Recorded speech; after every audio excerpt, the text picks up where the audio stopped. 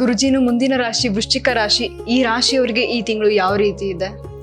ವೃಶ್ಚಿಕ ರಾಶಿ ವಿಚಾರ ನೋಡಿದ್ದಾದಲ್ಲಿ 6 ಮತ್ತು 7ನೇ ಮನೆಯಲ್ಲಿ ಸಂಚಾರ ಮಾಡ್ತಾ ಇರತಕ್ಕಂಥ ಕುಜ ನಿಮಗೆ ಸ್ವಲ್ಪ ಮಟ್ಟಿಗೆ ಮೊದಲ ಕೆಲವೊಂದು 10 ರಿಂದ 12 ದಿವಸಗಳ ಕಾಲ ಎಲ್ಲವೂ ನಿಧಾನವಾಗಿ ನಡೀತಾ ಇದೆ.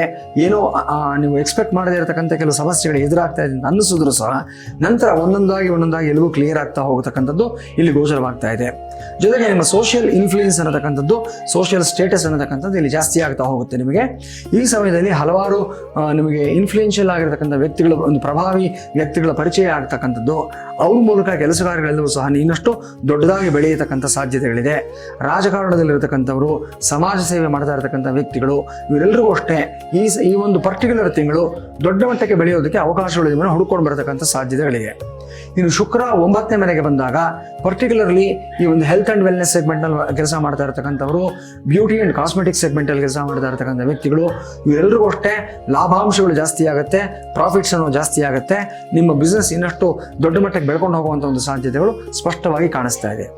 ನೀವು ಎಚ್ಚರಿಕೆಯಿಂದ ಇರಬೇಕಾಗಿರ್ತಕ್ಕಂಥ ವಿಚಾರ ಯಾವುದು ಅಂತಂದರೆ, ನಿಮ್ಮ ಗಂಡ ಹೆಂಡತಿ ಮಧ್ಯದಲ್ಲಿರತಕ್ಕಂಥ ಒಂದು ಅನ್ಯೋನ್ಯತೆ, ಇದರ ಬಗ್ಗೆ ಸ್ವಲ್ಪ ಕಾಳಜಿಯನ್ನು ಕೊಡಬೇಕಾಗತ್ತೆ.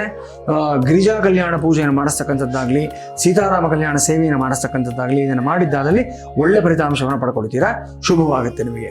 ಇನ್ನು ಮನೆಯಲ್ಲಿ ಒಂದು ಜೆಮ್ ಟ್ರೀ ಅನ್ನತಕ್ಕಂಥ ಒಂದು ಎನರ್ಜೈಸ್ ವಾಸ್ತು ಐಟಮ್ ಇದನ್ನು ತೆಗೆದುಕೊಂಡು ಬಂದು ನಿಮ್ಮ ಮನೆಯಲ್ಲಿ ಸ್ಥಾಪನೆಯನ್ನು ಮಾಡ್ಕೊಳ್ಳೋದ್ರಿಂದ ಅಷ್ಟೇ ಮೇನ್ ಹಾಲ್ ಅಂದರೆ ಲಿವಿಂಗ್ ರೂಮ್ ಯಾವುದಿರುತ್ತೆ ಅಲ್ಲಿ ಇಟ್ಕೊಳ್ಳೋದ್ರಿಂದ ವಿಶೇಷವಾದ ಲಾಭವನ್ನು ಪಡ್ಕೊಳ್ತೀರಾ ನೀವು.